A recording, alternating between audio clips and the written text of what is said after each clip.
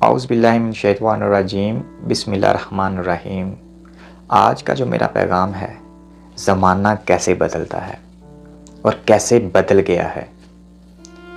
حضرت محمد صلی اللہ علیہ وآلہ وسلم کا فرمان ہے نا کہ جو رزق ہے وہ عورت کے مقدر کا ملتا ہے اور جو اولاد ہے وہ مرد کے مقدر کی ملتی ہے۔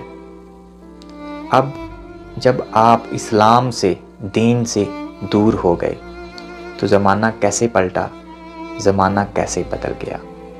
اولاد نہ ہونے کی وجہ سے مرد عورت کو چھوڑ دیتا ہے اور عورت رزق نہ ہونے کی وجہ سے مرد کو چھوڑ دیتی ہے، اپنا گھر چھوڑ دیتی ہے۔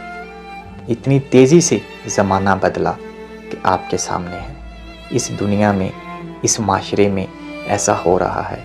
اگر کسی گھر میں اولاد نہیں ہو رہی تو وہ مرد اپنی بیوی کو کوستا ہے کہ آپ کی وجہ سے اولاد نہیں ہو رہی۔ اب اس جاہل کو یہ نہیں پتا کہ جو اولاد ہے وہ مرد کے نصیب میں ہے، مرد کے مقدر میں ہے، اور عورتیں گھروں میں کوستی ہیں کہ رزق نہیں ہے، رزق نہیں ہے، تنگ دستی ہے، بے برکتی ہے۔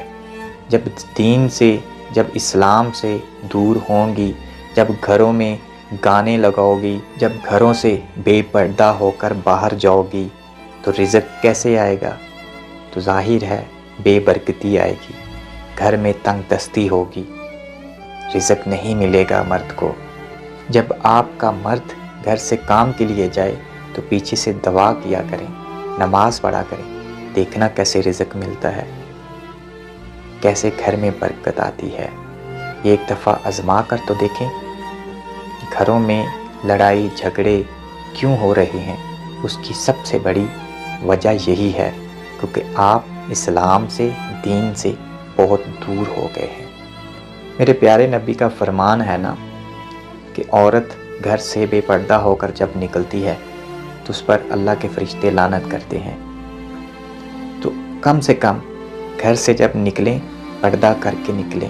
اگر آپ 5 وقت کی نماز نہیں پڑھتی تو کم سے کم فجر کی نماز لازمی پڑھا کریں، کیونکہ جب فجر کا ٹائم ہوتا ہے تو آپ سو جاتے ہیں، ساری رات آپ جاگتے ہیں، ساری رات آپ موبائلوں کے ساتھ لگے رہتے ہیں، لیکن جب فجر کا ٹائم ہوتا ہے آپ سو جاتے ہیں۔ تو کیسے رزق، کیسے اولاد آئے گی، کیسے میرے اللہ پاک آپ پر کرم کرے گا؟ وہ مثال ہے نا کہ ایک کتا ساری رات بھونکتا ہے، ساری رات جاگتا ہے، اور جب فجر کا ٹائم ہوتا ہے تو وہ سو جاتا ہے۔ تو آج کے معاشرے میں کچھ انسانوں کا بھی یہی حال ہے کہ ساری رات وہ جاگتے ہیں، گیمیں کھیلتے رہتے ہیں، فیملی کے ساتھ لگے رہتے ہیں، موبائلوں کے ساتھ ویڈیو دیکھتے رہتے ہیں، اور جب فجر کا ٹائم ہوتا ہے تو سو جاتے ہیں کتے کی طرح۔ تو پھر کیسے رزق آئے گا گھر میں؟ کیسے برکت آئے گی؟